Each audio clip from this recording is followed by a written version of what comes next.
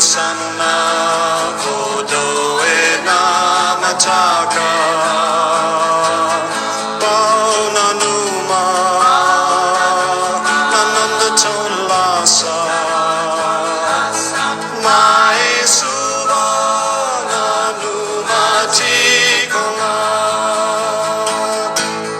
Fanwarongo nano monivanua Kenata nile utunaua Yeah. Right. Adrian's got the teddy bears up. Hey, Adrian, are you out having a picnic at the moment? No, if Prince Andrew can have his teddies, I can have mine. Very good. Good job on reminding me about recording, Flutie. Thank you. That's all right. That's all right. It's old bollocking, John. That's all. Yeah. No, that's two. Colonel, that's two bollockings and That's counting. two tonight already. We're not even 5 minutes off. This is great. This is great. Yeah. Colonel, you know we love you. You know that. Yeah, absolutely. No. Yeah. It's sometimes it's hidden, right? Yeah. Oh dear, this is better. Scotty, look, it's great to see you. What's behind? Which one's behind you? I think it's Island Princess. Say it again. Island. Oh, you mean as in the new one? The new Island Princess, yeah. And That's in Vancouver. why have you got that? How did you get that? We don't do new ships. Well, sorry. Yeah, don't. Do you see, Colonel? I'll get you an old that. ship in a minute.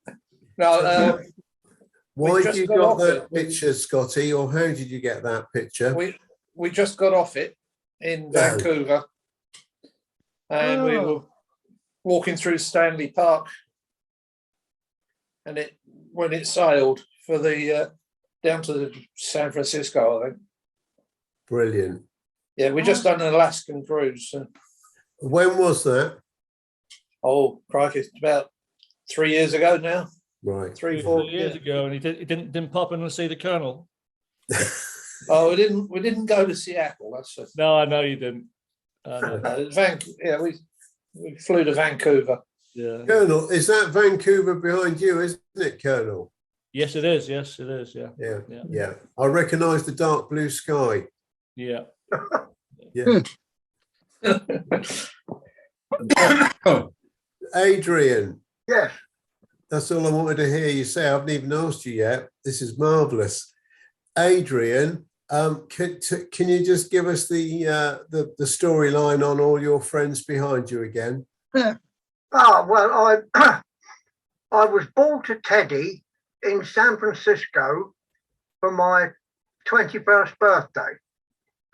And it was a Stiff bear. And ever since then, I've been collecting teddy bears. I've got nearly 100 now. Brilliant. And that's just a few of them. A lot of them are up in the loft in boxes. Yeah, well, don't say it too loudly or it'll upset the others. Look, Blackpool, Bob, welcome. How are you? All the better. You're looking good, Bob. Yeah, I'm on my phone. I'm on my phone again. I've just got a new iPad, but it's not accepting the thing. Trying to get on it. Yeah. Huh? It'll come, Bob. Yeah, I know. You can't get the crew bar on it at the moment. No. You should be able to get the Zoom on it. I'm on iPad. It says Zoom. Get Zoom and put in the numbers. Zoom may not be supported. It says on your browser. Hey, this is going down memory lane, Colonel. You can change it to Chrome. Yeah. Yeah. Do you remember when after Pete, BBC Pete, lovely suggestion of putting us all onto Zoom? Do you remember every week we had about half-hour discussions on? I tried getting on this, doing that. Yeah. Yes, we did. Yeah. Oh, great. And is that Chusan, is it? Your life-saving ring of the day? Ring of the day, is it? Yeah, that's my ring of the day, the true sound. Yeah. Boner ring, yeah. That's the first voyage to Sydney, I think, that one. So Via what were you Bombay looking and- at? What year? About late 60s? 70. 70.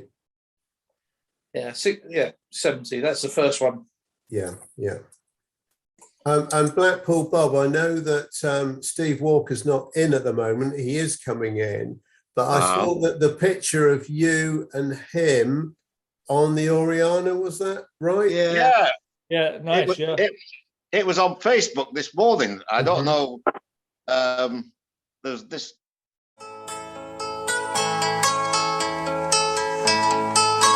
Oriana thing on Yeah. Facebook, and Yeah. this guy had put a load of photographs, and I was just looking through it, and then I saw me and Steve. And Actually, that was on there a couple of days ago, I think, Bob, because I saw it and I meant to have copied it and I forgot. Was that Steve Walker in that photo? Were you? Yeah, it was. Yeah, Yeah, but very young looking Steve Walker. Oh, yes. yeah. Evening, guys. Don't Bob. say that too loud, Pete. And welcome, Brendan. Hi, Dave. Bob, it's Bob, good who to was see that you. other guy in that picture? I recognise him. don't know. Can't. Yeah. I cannot. I remember his face, but I had no idea what his name was. Yeah, I did. Oh, Mm. he was a PRA, I'm sure of it. Which one's Colonel? PRA. Yeah. I'm the colonel. Who said that?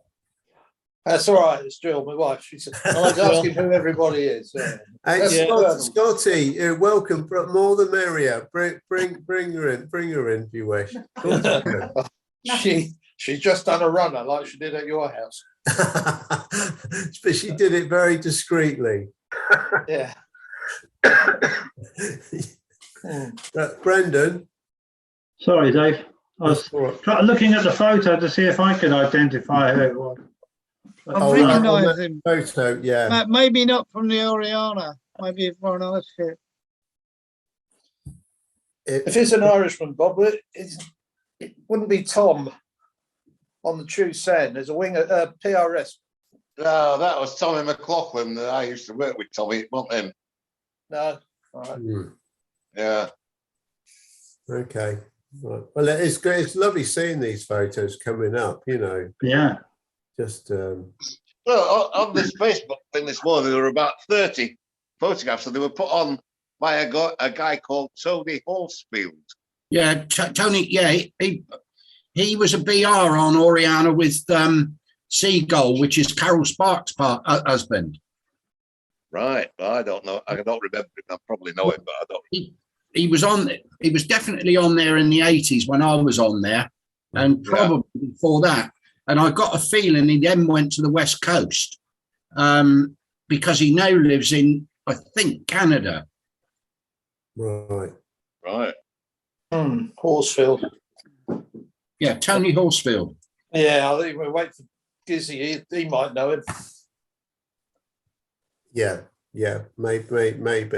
maybe so. But now, question for you, Brendan. Have you heard from Dave Morgan of recent? No. And the reason I say that, Dave lives in I don't know if I've mentioned before, but Dave lives in an apartment block where my brother lives. And so when I go up to see my brother, I sometimes bump into Dave, or I might even go up and see him. But I've not been up to my brother's for a while. There's a few things going on. So we're in touch, but we're just not able to go up there. So I'm not sure. But Dave was on the WhatsApp group. Yes. And he was sort of sending smiley faces and things like that, and left one or two messages. But that was some time ago, so I've not heard. But Dave hasn't, in recent years, not had the best of health. He some time ago, a good few years ago now, he had a stroke, and then he had to have heart surgery more recently. But he was okay. He was pretty good, you know. Obviously, you know, not as Not like he was. not like he was when. No. I remember on the Spirit of London when he used to get drunk. They always used to make sure lock your cabins. The butcher's on the. Because once you got him in the cabin, you couldn't get him out. No. Funnily enough, I saw one of my pictures from quite a few years ago when the Hebridean Princess came down to Dover. Yeah, he was security. That's right. There. And of course, I've got a photo with him on board. He came on board to, you know, I saw him and I said, look, come on.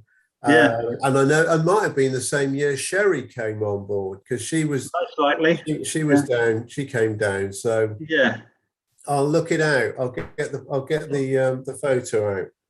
I'll look out for him, Dave, and I'll get back to the group and let them know when I get up to my brother's next. I'll pop in and see Dave. Right. I was on the old Tiger with Dave. He was a That's right. on my opposite watch. Oh. Yeah. Okay. Yeah. Hey, we better say hello to our CBD, hadn't we? Hello, crew bar director. Good evening, gentlemen. Sorry, I'm a little bit late. Good. Okay, Steve. Steve, you've missed out on a few more bollockings already. It's marvellous. As long as they're not for me. As long as they're not for me, that's okay. And And talking about Barlikins, they weren't for Dave either. talking about Barlikins. So, Brendan, you're available next week for double duty, right? The Aussie and the regular crew bar. Please.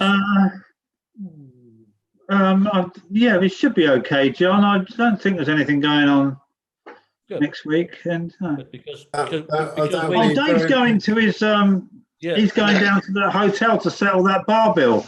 Yeah, I'm not sure if it's the one from 70. Well, it will have to be the one from 70 years ago, right?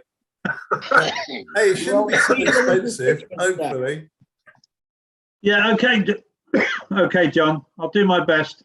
In fact, I'll make you co-host now, just so you get in. No, you're okay, John. You're okay. No, it's already done. It's already done. You're co-host because you can let people in now. You're official. Right. Cheers, Brendan. I'll just start to drop down a couple of levels. Just put a couple of traffic lights out. I might put the traffic lights on now. Hey, no, Brendan. What was the name of, in Pete's photo behind him, what's his name, the chief officer? Oh, I've got it. Tony Yeomans. Was it Tony? Tony Yeomans, that was it. Yes. That's it. Yeah. He was a bit of a lad, apparently. Very much so. Yeah. Wasn't he a friend of Tommy Shaw? Oh, I would think he was on the same sort of interest level as him and Tommy Shaw. Yeah, they were on the same social level. Yeah, as in horizontal level. Oh, in a nice way. Yeah. So, Adrian, who was it that gave you the first teddy at the age of 21? It was a woman that we used to go to Alioto's on Fisherman's Wharf. Chris, yeah. Right. And she was like the boss lady there. And we arrived in San Francisco and I told her it was my 21st birthday. Mm-hmm. And that was a mistake because I had to pay for the fucking meal. Yeah. But she disappeared and she went over to the Cannery, to that shopping centre place, and she came back with a teddy bear for me for my 21st birthday.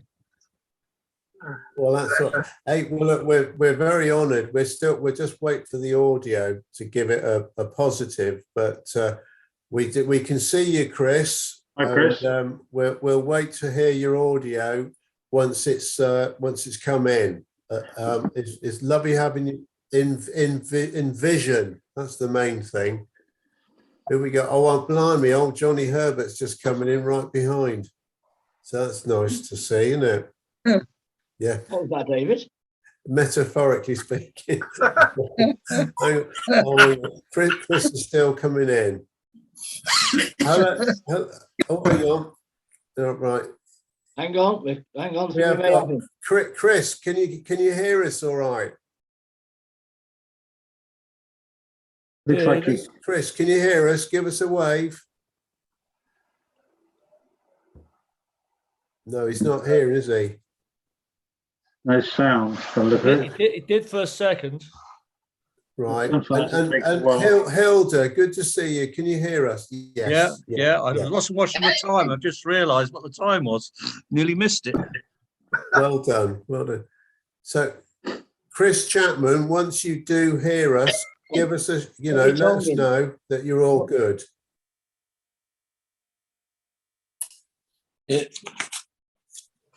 Right. Chris? No, it's all right. Right. Colonel, have you got a script that Chris is going to read to say anyway? No, I don't. No. That's a shame. Can you send him a text or something? Yeah. Can Chris hear us? Are you on to that, Colonel? I'll send him a text right now. Lovely. I don't know if he can hear us or not. No, I don't think so. Not at the moment. He may not have his phone by him No. as well. So Well, fingers crossed. yeah. Okay. So now, Hilda, are you all good? I'm good. It's the others. Well, apparently so. So, and anything to report in your week of a wonderful experience? Not really. It's been very quiet. I've done very little. Yeah. Not much going on here in Broadstairs at the moment, but there we are. But we always do ask you. But is there any more news on Cheney? No, I meant to. In actual fact, I thought of it this morning. Meant to phone him, then it slipped my mind, and I went out for coffee, some friends, and forgot all about it. But I must do. I asked Chris to log off and come back in again, so we'll see what happens. And did you see the message, Colonel, on what's his name on the Graeme. boat? Graeme. Yeah, Graeme. He's trying to get in. No. Is that donut? Let's have a look. Why is Chris struggling? No. Try pressing a few buttons, Chris.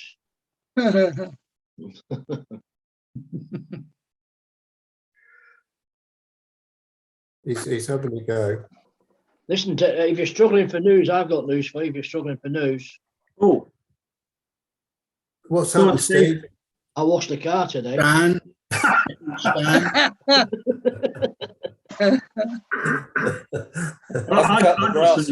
Oh, it's all happening now. Yeah. Donut, Colin. Hello. Colin, how are Good to we? see you. Angelo, they're all coming in. We're all Look all at right. Sally. Are we? Everyone okay? Nice to see everybody. No, How's this, Colin? All good, all good. Captain. Good. How are the Chris goldfish? reading his text. No. Oh, that's a pretty little thing just come in. We got 2 on audios at the moment.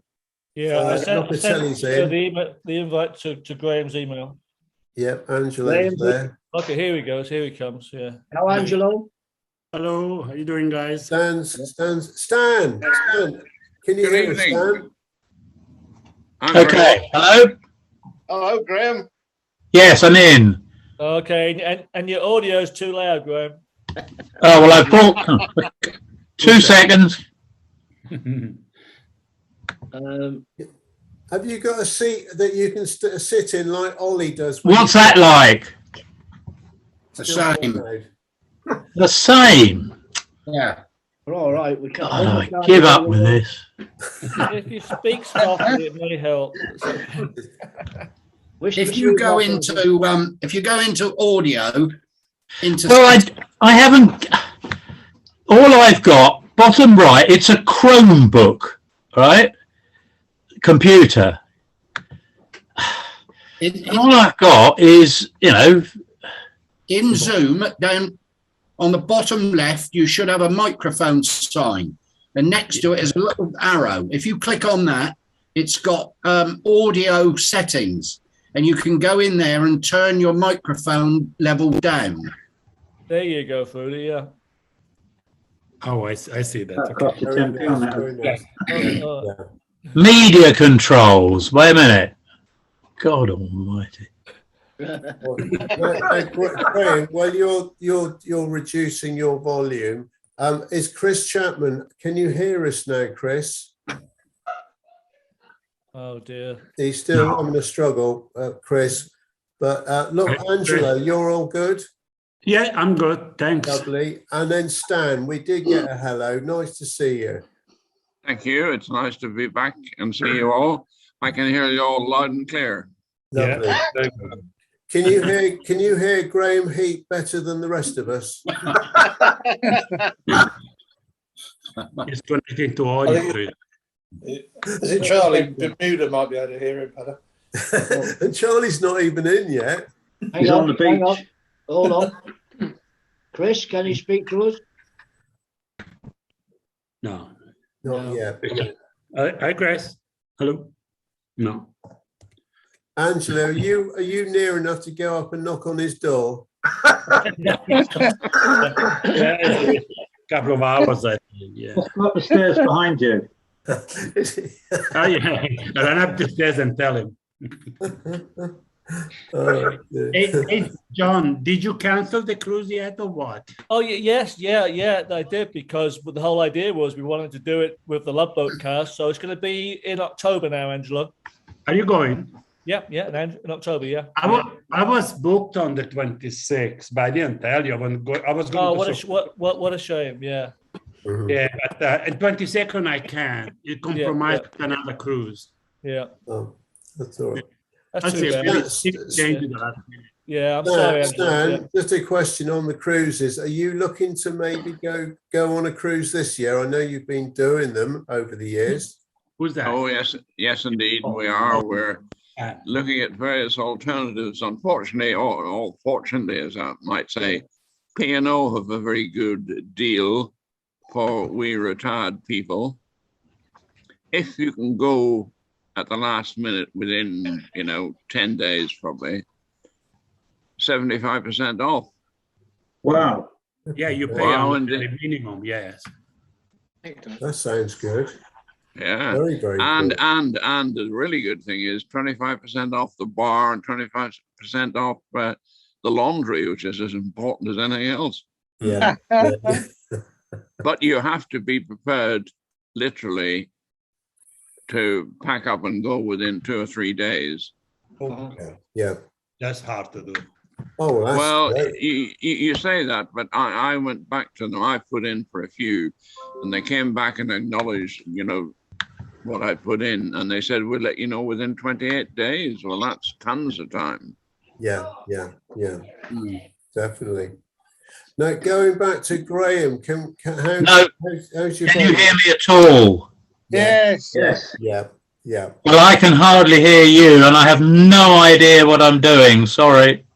Well, we can hear you. So, but what is the? Okay, wait a minute. What is the? Is it too loud or is it back to normal? It's a bit back loud, I think. You've got good volume, but that may well be the way you speak generally, Graeme. Sorry, mate. I fucking give up. Hang on. Sit on the other side of the room. Yeah, that's what I was going to say. If you sit on your sofa, Graeme. Stand on the after end. Don't stand on the after end. If you sit on the other side of the room in your boat, then that'll be fine. Who's muted him? Yeah. No, it's not muted. He's turned it down himself. It's muted. It's muted. I didn't mute him. Yes, you did, No, I did not. No, I did not. Bollocking on the way. Another. So, He may have muted himself. Can you try that, Graeme? In the bottom left of my computer is a thing that says launcher, whatever a launcher is. Come on. No. You're managing. Don't worry. Graeme, this is actually within the Zoom app. If you go down to the bottom left of the Zoom app, there's right. Fruity. Yeah. I've got a little. I've got a 4-bar you're testing that, if we've got any questions to you, what we'll do is we'll give you the opportunity for a yes/no answer. Look, don't hold up the meeting, chaps. I'll come out. No, do listen to it. Listen, be part of it. Be part of it, Graeme, because there will be things we want. You'll know the answers to some of the things we do talk about. Seriously. Do stay in and just listen in, and then we'll be ready for you when you come in and out. All right, mate. Okay. Do stay in. Okay.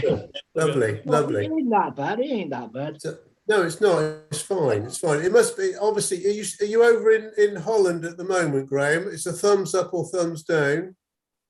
I can't really hear what you're saying, so I'll just try and listen. Okay. Maybe some headphones would be better. Yeah. Anyway, we need to move on, Dave. Don't think they bloody well work. It's all right. It's all right. I was waiting for a thumbs up or a thumbs down, and my computer froze. I didn't know what the answer was. All right. All right, that's good. Shut up. Shut up, you lot. Look, No, again. I might be a purser, but I'm terrible with this shit. Chris, can you hear us? No, he's not. He's still connecting to audio, Colonel, at the moment. But we'll wait patiently. Good evening, gentlemen. Oh, that's better. Well done, Graeme. And Gizzy, can you hear us? Evening, all. Yeah, apologies for my tardiness. Hi, Gizzy. All right. I've been out on a helicopter trip today. Ooh. You're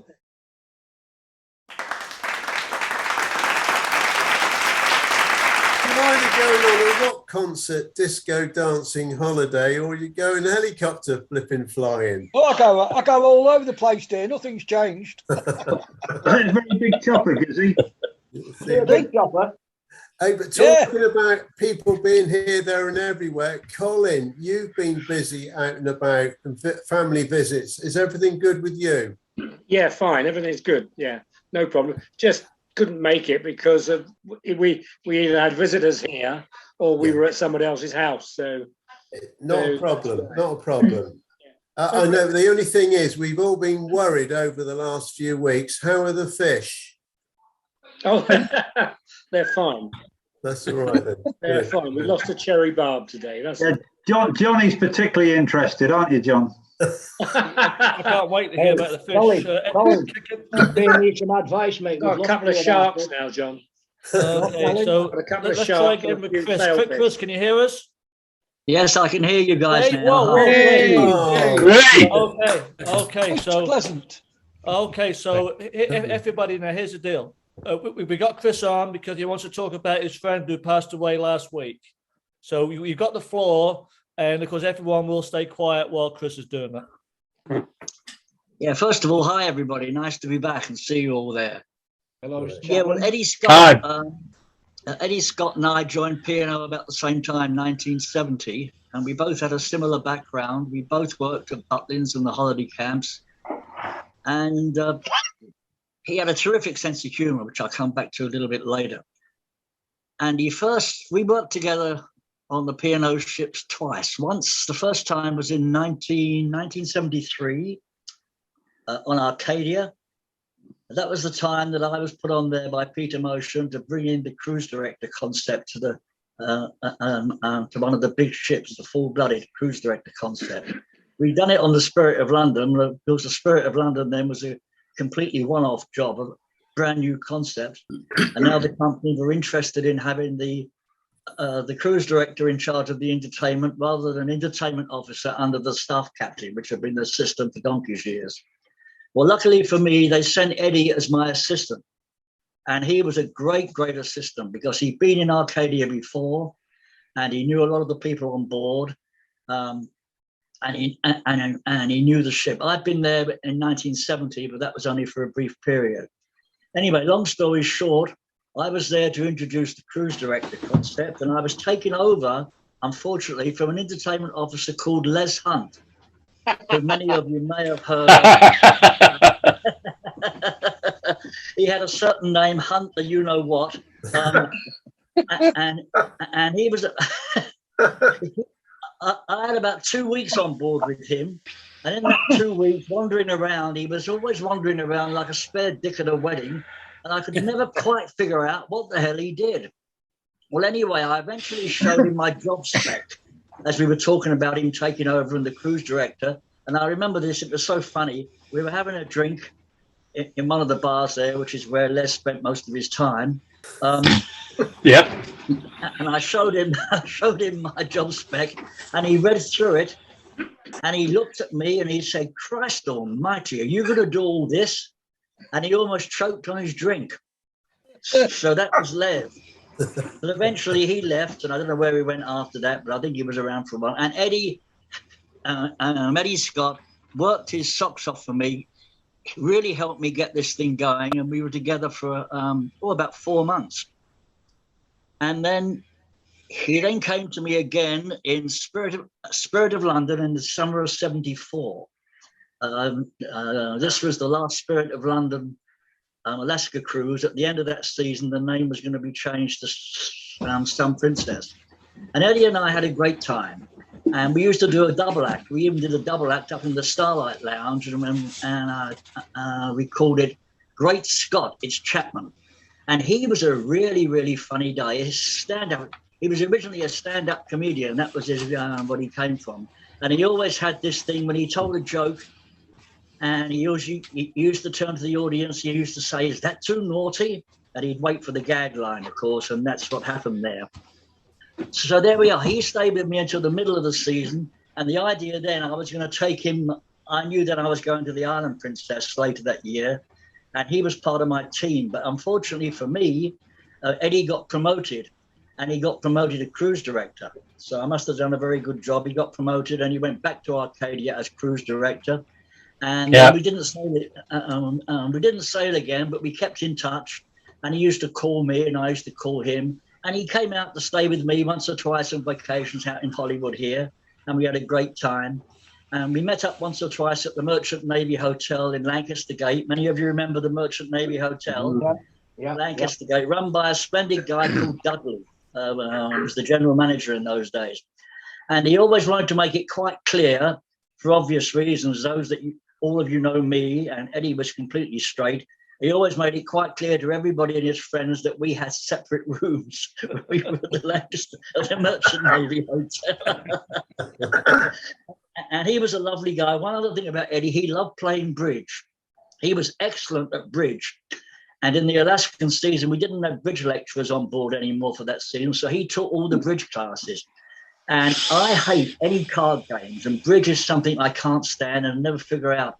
And Eddie used to really piss me off because he was always trying to get me involved with bridge. But I never did, but it was something we used to joke about quite a lot. So we stayed in touch. And the last time I saw him was, I think, 1980. We were both on leave in London, stayed at the Merchant Navy Hotel. We went out for a good, we'd been out the night before, and we were both terribly hungover the next morning. And I saw him into his taxi, and he was very wobbly. And I remember him, the last face I saw was his face in the back of the taxi, waving to me. And then obviously he must have collapsed, and suddenly he disappeared. He must have fallen off the seat and disappeared. Knowing Eddie, he may have done it as a gag, but that was the last I saw of him. Great memories, and a very, very nice and a very funny fellow. After he left P&O, he left, I think he left in about 1980 or something, around that time anyway. I know in the 80s, 1984, he became a professional bridge player. And that's where he did a lot of very good work teaching bridge and taking bridge classes. And that's where he made his money for many, many years. But as I said, that was that last vision of him in the back of the taxi collapsing in a heap as he waved to me. That was the funniest thing I always remember about. So that's my experience of Eddie Scott. I was very upset because he's about the same age as me. I don't know what he passed. It wasn't Derek Wilmington, didn't tell me what it was yet. I don't know if anybody's heard any more, but they had the funeral last Wednesday, I believe. And I sent condolences to his daughter, who I used to speak to on the telephone years ago when she was much younger. So that was my respect of the wonderful Eddie Scott.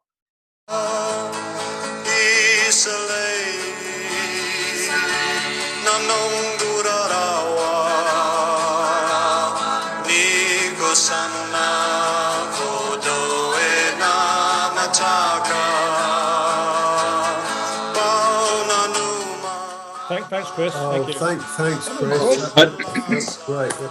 Hello, Graham. I've got quite a bit about Eddie, if nobody else has. No, I'm sure you have, Graham. We were together on the Arcadia, weren't we? Yeah, we were, mate. Yeah. Well, interesting. When I left in '75, I then do any of you remember Terry Blanchard? Chief Steward, Second Steward? Sure you do. Right. Yes, I certainly do. Stan, I'm sure you do. He was my best friend at sea, would you believe? Okay. He helped me hugely when I first went to sea as a cadet. And he had a fabulous hotel over in Westleton in Suffolk. Now, when I left the sea in '75, I was in a mess. So he said, well, come over here and work for me. And I did, 77 to 79, when I went to Australia. But at that time, towards the end of 78, 79, I took over an old country club in Thorpe Ness, right, Aldborough way. Okay, you know of it, I'm sure. Anyway, Thorpe Ness, it was a disaster. However, we saw it through the first winter, no insulation on the east coast of England. I went on a holiday in February, came back to find the whole bloody place frozen up. What a scream. But Eddie was with me for 2 summers. So, Chris, I'm not sure about him leaving P&O in '80. I don't know. But he certainly spent 2... Okay. I'm looking at my notes here. I think it was 78, Graham. Right. That would be more like it, because he came the summer of 78 to me, and then 79... Okay, and in the 78, we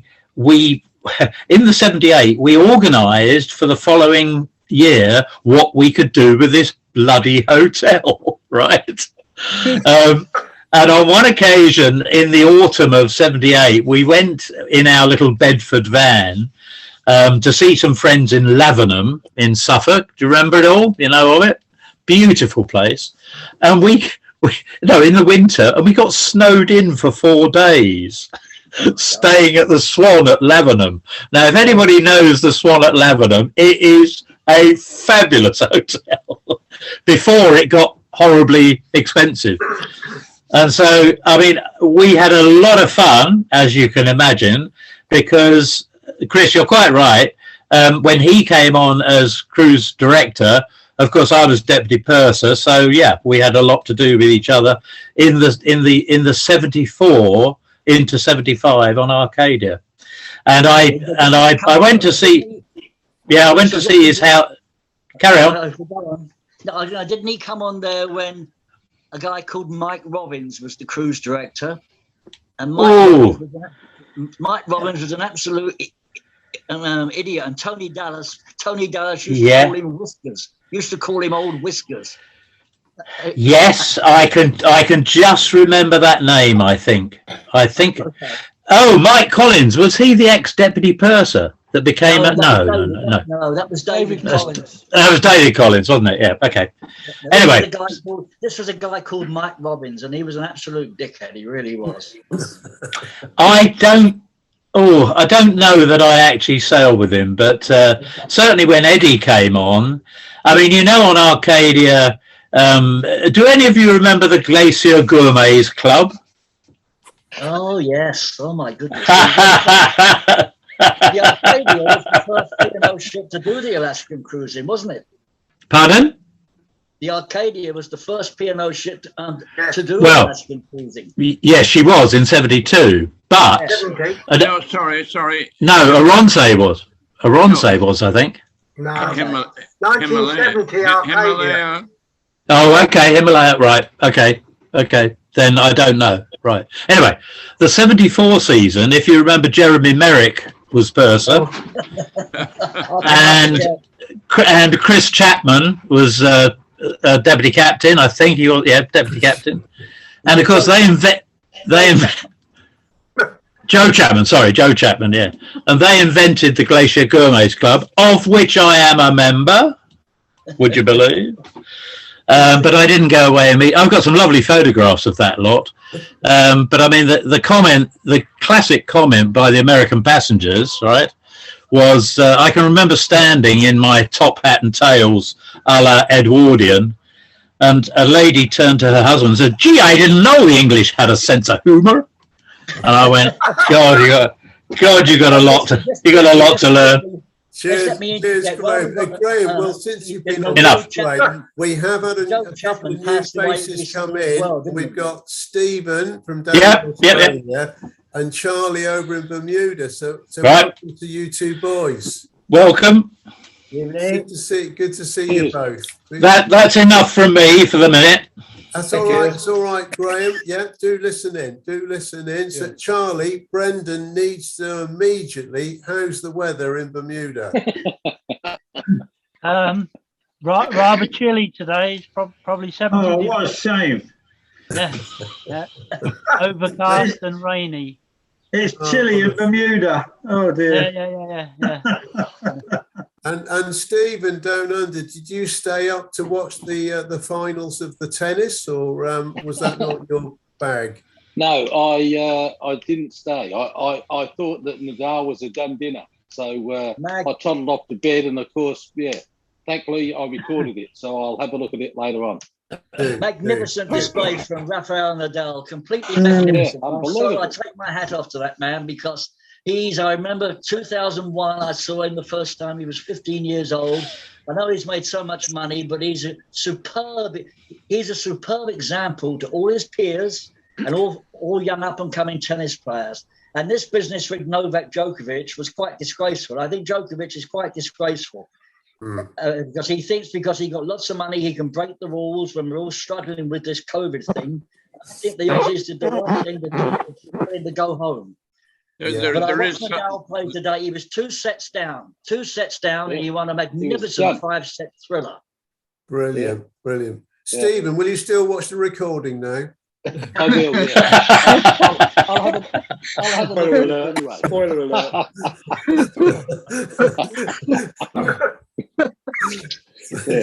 You've over to lunch with Macca. Oh, yeah, wonderful. I was with Macca last night. Macca and Debbie. We met up at a little Thai restaurant, and got together. It was really nice. Excellent. Look brilliant. Look absolutely. It was a great brilliant. time. Yeah, good few hours. Very good. Yeah, so Very good. It was even better because he paid. Hey, that doubles up. It tasted twice as nice. Yeah, exactly. He did the same with us in a Chinese restaurant in London. It's fantastic. Yeah, he told me. Yeah. He said his nephew fronted that one. Steve, I hope you chose the best expensive wine then. Yeah, no. Well, he actually bought the wine. It wasn't a licensed restaurant, so he pulled it out of his pocket, a couple of bottles. What was it, Steve? Porphyry Pearl? Star wine, Benin. I've got a question for Graeme. Yeah. Okay, so Graeme, have you got Peter Pratt's new book? No, look, I didn't even know he had written any. Okay, he hasn't contacted me yet, but I now know he's written 2 books, and I will be getting them. Okay, because I'm sure. Well, what he does, he doesn't mention people's real names. We know who everybody is. So I believe. I am sure that you are in it. Oh my Christ! Well, okay, interesting. It must be hearsay then, because we never sailed together, Peter and I. I missed him. I think, thank God. Yeah. But I certainly sailed with Stan. I've just seen you, Stan, on the Visage. But no, I never actually sailed with Peter Pratt. Okay, but we were together. And I think we were similar rank. So we, when you're senior AP, there's only one of them on a ship. So you don't. I think we did that. I guess you won't be in the book, so that's good. DP. I sailed with him on the Princess ships, and I haven't. I haven't read either of his books yet because I'm a little bit scared to see what will be featured in if I was going to be featured. But now I know he's not using any name. Maybe I'll be brave and buy a couple. Well, he doesn't use last names. Yes, so I believe he uses first names. Well, if I appear, then he better have spelt it correctly because I'm the different Graeme, not the HAM. So you will all know if it's me. If he mentions most pleasant, I'll certainly know the hell it's me. Absolutely. Oh, fun times, my word. Indeed. If the devil story cast about his... Joe Chapman. Yes, Captain Jamison, if the devil could cast his net.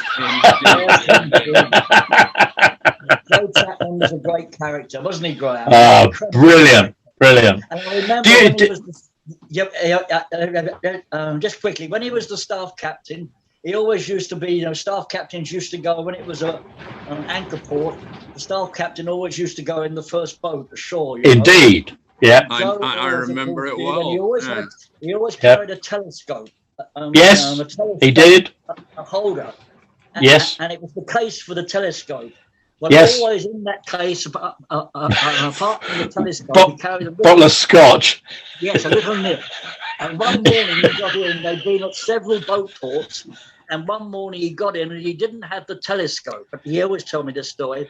And one old dear that got to know him said, "Good morning, Captain."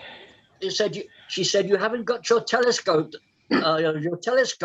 case this morning." He says, "No, madam, it's empty."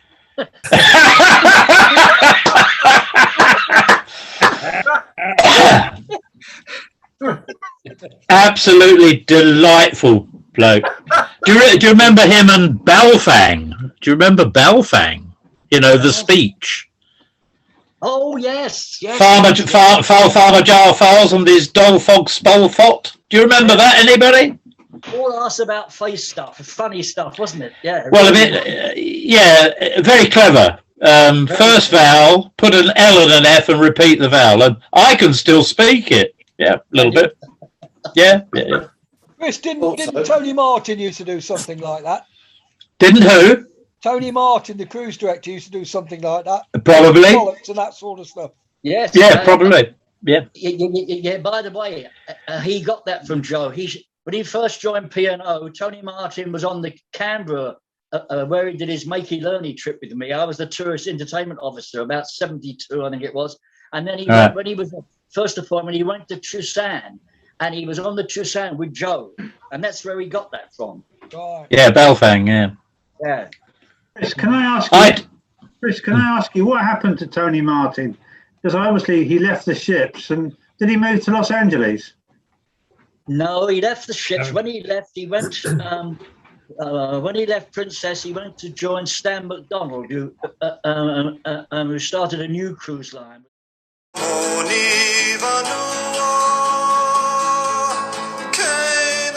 The new line, and he took a couple of assistants with him, and then he worked on that. But that ship, unfortunately, turned over, completely capsized at one stage, and Tony got out of it. They were lucky to escape with his life. Cool. No, he never came to Los Angeles, but I don't really know what he did. But I did know. I'm sure you all know that he passed away. Was that ship off the South African coast? Hmm? The one that turned over? I don't know. Does anybody remember the name of the ship? Star Dancer. Wasn't it Star Dancer? I know it's Stan McDonald left. It was in the early 80s, I think. Okay. It was a smaller ship, and he took a couple of his assistants with him, and I think I'm not sure. Mike Larvin might have gone with him. I was one of the assistants, but no, it capsized. It was quite a dreadful business. Christ! I'll look it up on YouTube so I can find it. Did somebody say recently, just now, that Joe Chapman has died? Yes. Yes. Okay. When? Yeah. Do you know? Oh, not long ago. Sometime last year, Graeme, I think. Oh, okay, okay. But he'd been sick. He'd been sick for quite a long time. Right. Delightful guy. Yeah. Delightful man. Lovely man. Talking about the ships and that, I know this isn't P&O, but we saw about Steve mentioning about the QE2 when she broke down way back when. Steve, can you give us an update on what year that was and what that was about? Oh, we're going back. This was 1974. I was working on the QE2. We were cruising out of New York, and the ship broke down on its way down to the Caribbean, just by Bermuda. And there was nothing. There was no power. There was nothing. No light. No cooking. No heat. Nothing. So they had to get another ship out to transfer all the passengers from the QE2, and it was called the Sea Venture.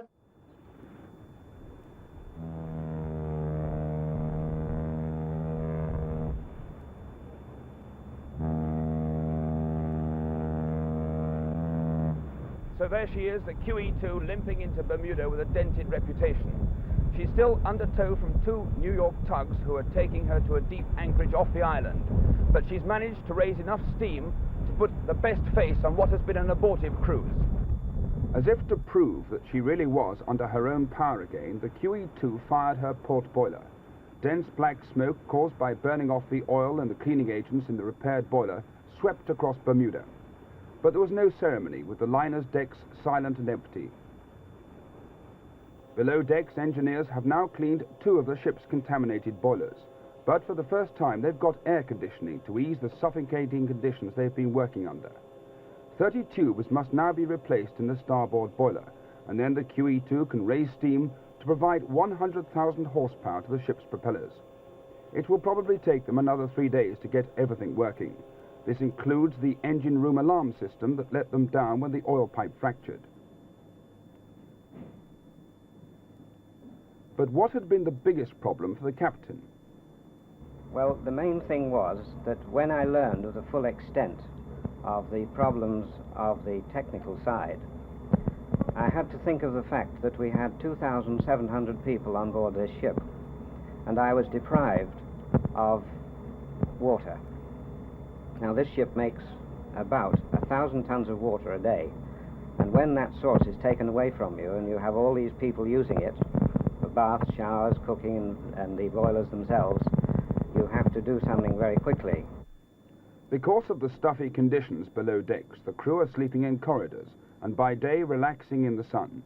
But they've still got to clear up.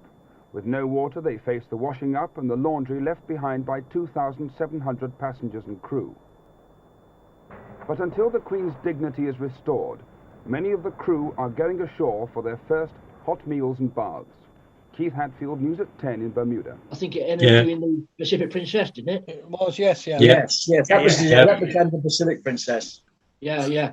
So we transferred all the passengers over in mid-ocean and all the baggage. And I believe it's in the Guinness Book of Records as the largest transfer of passengers and baggage in mid-ocean, I believe. Wow. Gosh. But we were towed into Bermuda, where we stayed for about a week or so till they could get the engines going. We had to sleep on deck and all that. We couldn't sleep down the cabin because it's too hot. We had to sleep up on deck. And we had a week, 10 days in Bermuda before we went back to New York. All right. And all the passengers. I'm holding up. Yeah, all the passengers. Yeah, that's right. All the passengers, we had to transfer all the passengers and all to the Pacific Princess. Christ. to the Sea Venture. Yeah, Sea Venture. Okay, but yeah. You see that sign, Steve? Yeah. That's the one. Sea Venture. I've got to admit something. We did take the baggage across on one of our tenders and unloaded it, and the Sea Venture had put free bar on for all the passengers. So yours truly and another person I was with went up to the bars and enjoyed the hospitality. Well, I'm delighted to hear it.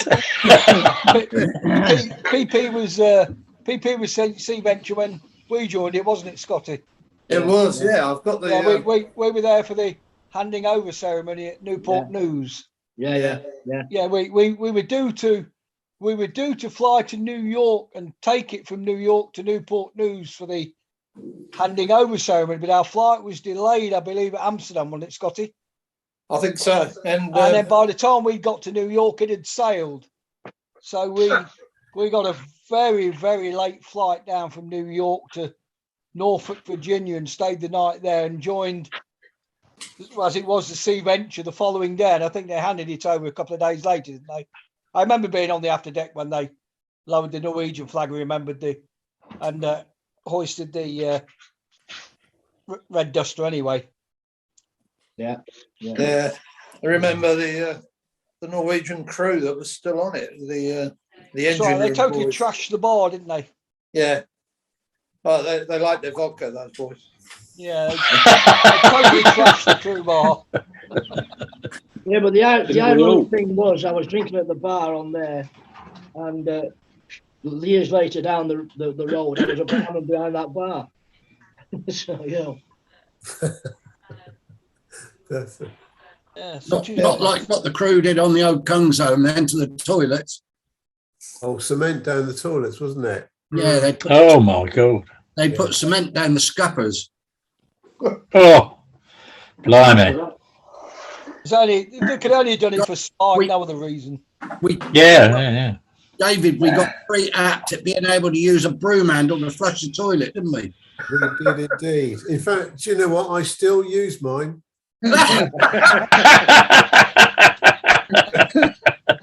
And his toilet.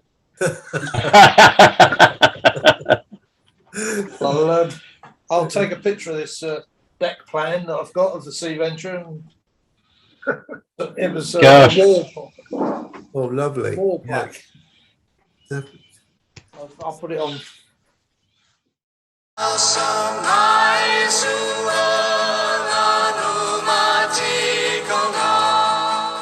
Yeah, sometimes. So no, going back to Chris, I forgot to ask. You will have said it. When did you leave the ships? What year was it? When I finally left. What? Give us a. When did you first go to sea, and when did you leave sea? I forgot the years, both years. I first came to sea 1970. I joined the company. Right. And I've been with Butlins. I've been at Butlins, Skegness, and I joined at the end of the season. And I went on the Arcadia for my Makey Learning trip, which was about a month. And the wonderful Bill Allison, who was one of the most fabulous cruise directors we ever had. Yeah. Wonderful. Yeah. I always considered Bill the best all-round cruise director I ever saw working. And he was I agree. As the first class entertainment officer. And we both previously, he'd been to Butlins. But funny about Bill, I love Bill madly, but he was a terrible snob. And if ever I mentioned on the ship that he worked at Butlins, I remember I mentioned it, Tony Dallas was the captain, and I remember mentioning it I did mention it in one of our meetings or conferences, and Bill turned to me, I always remember, with a face like thunder, he said, "I never worked for Butlins." Well, I've got pictures to prove it. That's another story. So anyway, I joined the Arcadia, and then my next ship after that was Canberra. I was on Canberra for most of 1971 and 72 as the tourist entertainment officer, and I had a wonderful time on Canberra. Made lots of friends and learned an awful lot. It was a lovely ship, and I loved running that tourist end for that time. And then I came out to the West Coast in 73, joined the Spirit of London. And then for the next few years, it was Spirit of London, then the Sun Princess and Pacific Princess, Island Princess. And I finally left the company in 1982. 82, and that's when you got the restaurant in Hollywood. Yes, by that time, me and my partner Wanchai, we'd opened a restaurant out here in Hollywood. Opened it in 76 while I was still at sea, but then and it was popular. We had a lot of celebrities and everything coming there. It was too small, so we decided we're going to enlarge it, and we moved to a new location in 1982, which he started. But then it was a bit too much because it was a bigger place. He was a chef and not an organizer. So I decided time to go, and I went ashore, and we ran that place for almost 20 years. Siamese Princess. We had it for almost 20 years. Yeah. And of course, Brendan, this is when you went out for a meal there. Well, I was just about to say, I thought you had the brilliant idea you had there, I remember, was that you had a Rolls Royce to pick people up and take them back to their houses and everything.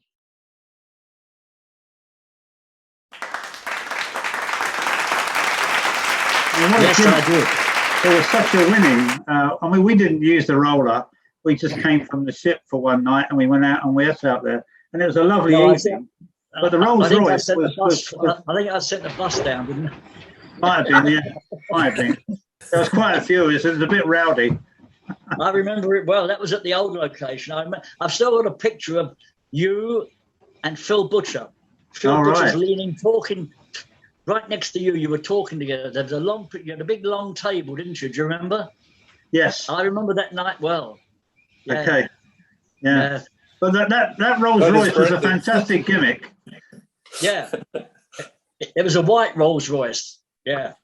Goodness me. Where was the restaurant in LA that we used to go to with the mariachi band? That was La Fonda. Was it? Yeah. Do you remember the mariachis, Chris? Natty Canny was the Natty Canny. Yeah, they used to he come had a on restaurant, board. didn't he? Called La Fonda. Yes, they used to come on board the Pacific Princess, didn't they, for the Mexican That's right. cruise? Yeah, I went to Natty's place a couple of times. It was fantastic. Yeah. He was. You know, he passed away recently. Jim. Wow. But he must have been in his 80s, Chris, surely. Yes, he was. Yeah. Yes. Nice people, weren't they? They were lovely people. They were. Yeah. Yeah, they were. I got invited back to. I can't think of the guy's name now. He took me to his house. You know, met his wife and kids, and really entertained me for a day. Yeah, they were. They were lovely people. When they came on board, I always enjoyed having them on board. Great people. There was another one, Alan Hale, wasn't he? The Casey Jones. Purser, yeah. No. He was He was an actor, an American actor, wasn't he? Casey Jones. Oh, Alan Hale Jr. Yeah, he had a restaurant there in down near Sunset Strip, I believe. Yes, he Went did. there. Yeah, we went there once or twice. Yeah. Yeah. I remember him too. Yeah. Yeah, he came in one evening while we were there. Yeah. Gilligan's Island, was it? Gilligan's Island, yeah. Yeah, Gilligan's Island. You're correct. That was it. Yes. Yes. What was the name of the restaurant in San Juan where the IP and the Sun, or the PP and the Sun, used to meet up for those world famous lunches? The Zaragazona. Well done, Colin. Well done, Colin. So I knew it began with Z, but I couldn't think what the name was. Zaragazona, yeah, I remember now, yeah. I don't think we were welcome again, were we? We're banned. Colin, are we banned? Oh, they did. I think so, yeah. We've never lifted the ban. Yeah, I remember that place. San Juan, wasn't it? San Juan? San Juan, yeah. I Volker can't Schmidt's remember the famous Jari, but I can remember plenty of bevy. Yeah. No, surely not. I think, Brendan, I think there was one in St Thomas called L'Escargot. Right. Yeah, that's true. Yeah. Yeah. They had very extensive wine list. Yeah, it was. It was bigger than the Bible. Everyone. I don't know how we'll still hear, you lot. We're doing quite well, I think, aren't we? God, bloody hell. Yeah. There's no personal places, though. Regenerates. I remember you don't see many healthy old people. The Bon Jardin in Lisbon. That was always a good. That was my favourite. Absolutely fabulous. They only serve chicken. About 6 or 7 years ago, I was on the Adia. Did a cruise. I went there for lunch. It's not changed a bit. Exactly the same. No. I've got a guilty story about that place. What? We were on a lunch there, and it was all the bar staff. It was an end of Medi Cruising lunch thing, I think. And it was really a heavy session. And I remember there was a Cointreau on the table, and I thought, I can't drink that. And they're saying, come on, drink it, you paid for it, and all this. So I drank it, and then we started to leave. And when you left the restaurant, it was a very narrow passageway. Yes. And there were stacked up people in front of me. I could touch a person in front of me with their shoulder, and they were singing and dancing going on. And I realised I was going to be sick, and I just didn't know what I was going to do. And then all of a sudden, there was a curtain to my right, and I pulled it back, and it was the veg room. And there was this sack of potatoes.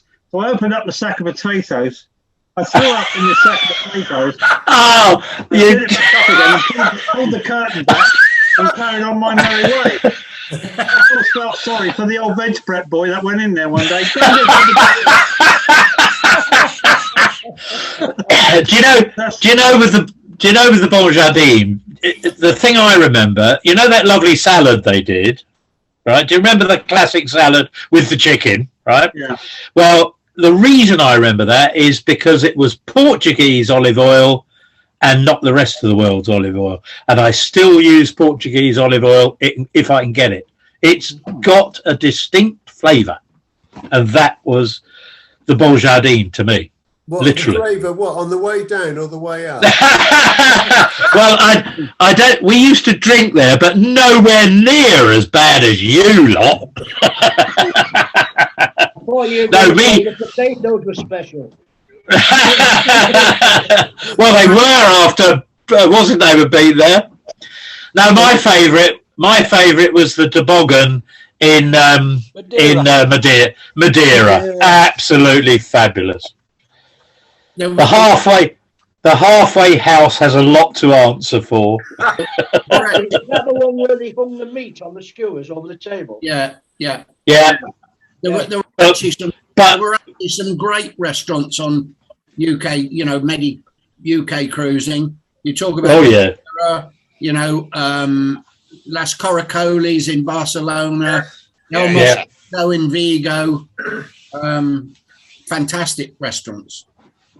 When I was a bellboy, I was on the tube stand in the bureau with a certain senior AP.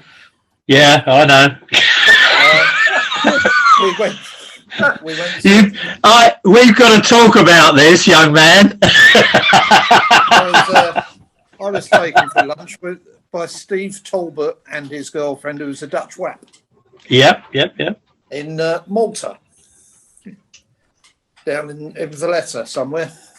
Yeah. Which I thought was a bit unusual. The senior, AP's taking the bellboy for a lunch, but it was a nice, memorable occasion. I think Lady Churchill was on the ship at the time. Right. Yeah. Of course, we all made a habit of was, of course, when we paid off in Sydney, the Ox on the Rocks. Oh yeah, bloody hell. It's had several $100 out of me, that place. Hey, Jim, sorry, carry on. Half a cow, wasn't it, Jim? Fun? Half a cow. Yes. The river beef. Steve, I remember that place in Sydney, right? Is it still there? Is it still happening down there? No, it's not. I remember. Dave, it's not there now. It was just along the road from the Fortuna War, but it's all like retail stuff now. It's Oh, is it gone? Yeah. Oh, right. It was only one distance from the ship, wasn't it? I went there once. Gizzy, you remember Paul McLeod, don't you? The organ. Oh yes, Paul McLeod and his mighty organ. Yeah. I used to put it in the Princess Patter. Paul McLeod will be playing with his mighty organ in the something. Right, I remember reading that. What was his famous expression? I don't know how I got away with too much. Anyway, I went to shore with him once there, Paul McLeod. Oh my God, what a character he was. My goodness. Everything was too much. I bought his 8-track, if you remember that one. Chris, I bought his 8-track and put it in the cabin. Chris, a question for you. On the Princess Patter, where on the Sun Princess, you used to put all Freemasons and one of the other ones. Rotary. Rotarian. St. Columbus. And then you put on the end and all ELBs. Do you remember all the that? Evil looking bastards. Yeah. Evil looking bastards. That was my exclusive. Colin, that was my exclusive club, the ELBs, the evil looking bastards. Everybody, I've got to take my leave of you now. I've been well, look, Scotty, if you want to hang in, I have just had an alarm bell come up about putting the traffic lights up, which is a very, very sad experience, but we'll put them up. They're there.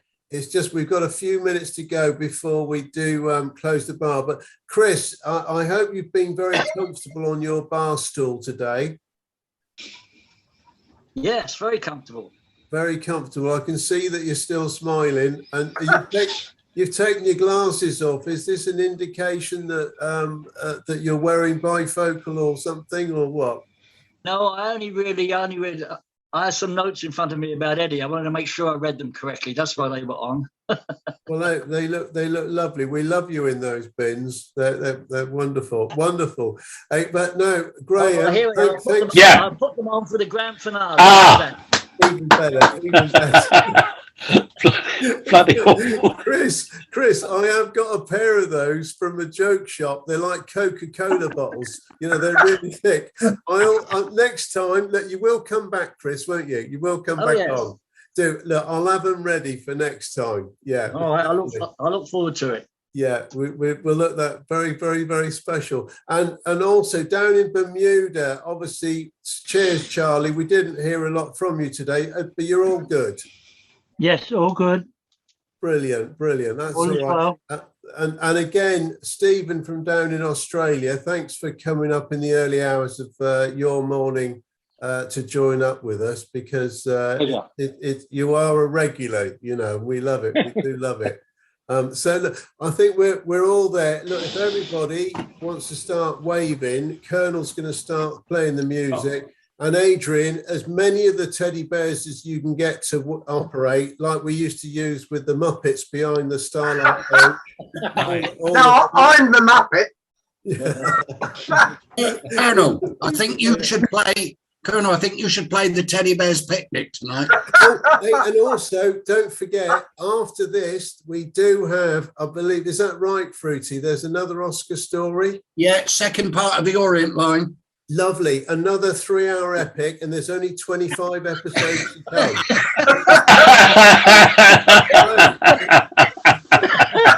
We'll see you next week.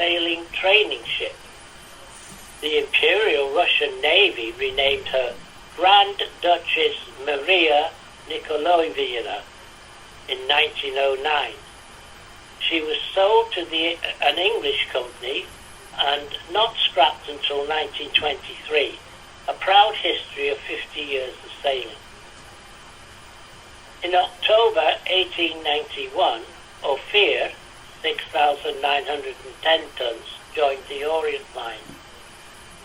Built to be quickly changed to an armed merchant cruiser, the 2 boiler rooms used an enormous amounts of coal, and she was so expensive to run that the ship never really made any money for the company.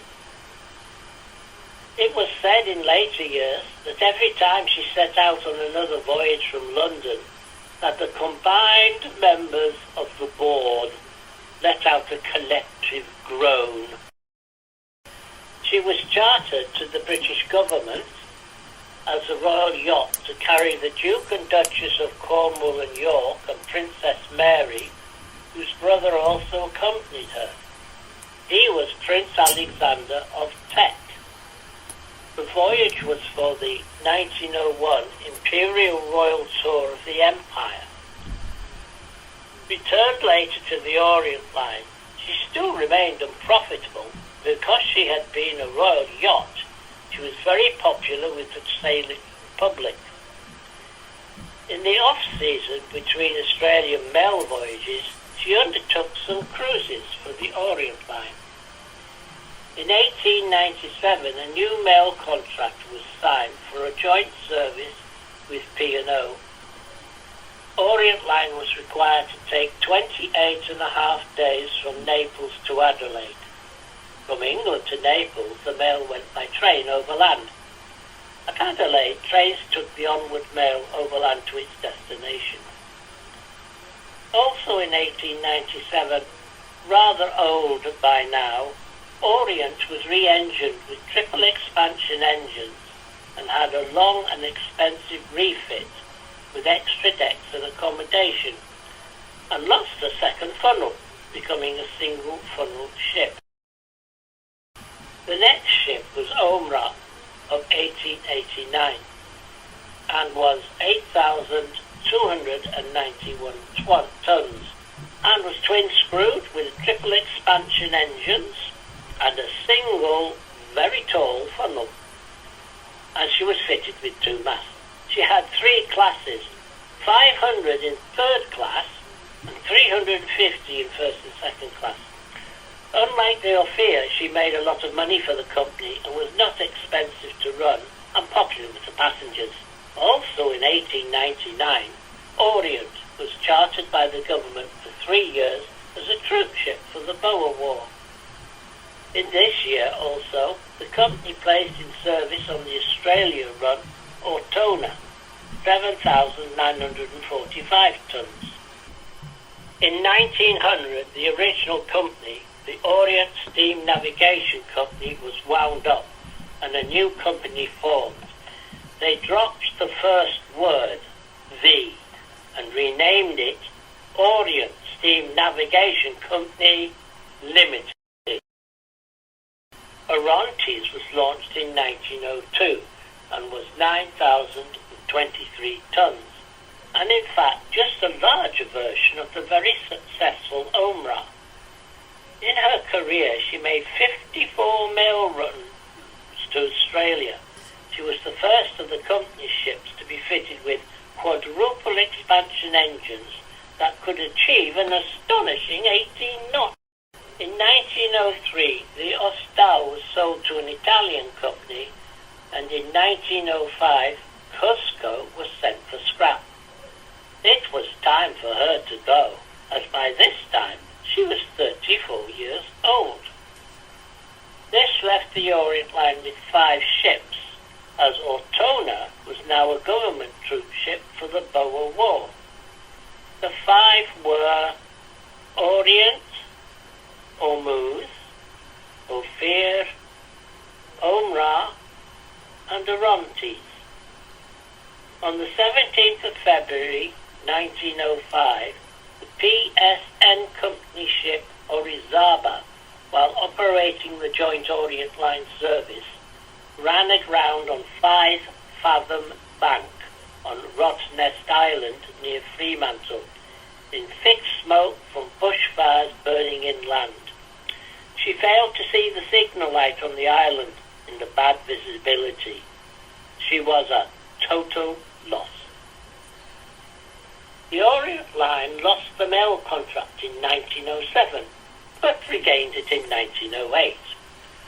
At the same time, Orient Line and PSN Company dissolved their partnership for the Australia run, but acquired a new partner for the venture. They were Royal Mail Steam Packet Company. For the joint service, Royal Mail bought the PSN Company ships Oruba, Arroya, Ortona and Orotava. In 1906, the Ormuz caused an accident in the Suez Canal while attempting to overtake the Assyria of Anchor Line in a narrow section of the canal. It caused the Assyria to run aground and the Admiralty Court to hold the Ormuz at fault. She again had an incident in 1907 when she collided with HMS Africa in the Channel. Both ships had only minor damage. In 1908, Royal Mail Company dissolved their contract with Orient Line, and the company needed new ships in order to continue the service to Australia. 5 new ships were ordered from 4 different shipyards to get them built as quickly as possible. All were to be around 12,000 tons. They were all to be 2-funneled with quadruple expansion engines and 2 masts. Also, all were to be fitted with Marconi telegraph equipment. They were Bolsova, 1909, 12,036 tons. Otway, 1909, 12,077 tons. Orvieto, 1909, 12,130 tons. Osterley, 1909, 12,129 tons. And Otranto, 1909, 12,124 tons. On the 24th of June 1911, Orient Line proudly had 2 of its ships at the King George V Coronation Naval Spithead Review. Also in June 1911, another ship was launched from John Brown's shipyard. She was the Orama, 12,927 tons. She was triple screwed and powered by reciprocating engines and turbines. However, it was to be the last ship launched for some time, as the shadow of the First World War was to stop all ships, except naval vessels, being built for some time. Well, that's all, folks, for this week. From Oscar. Oh, and always remember...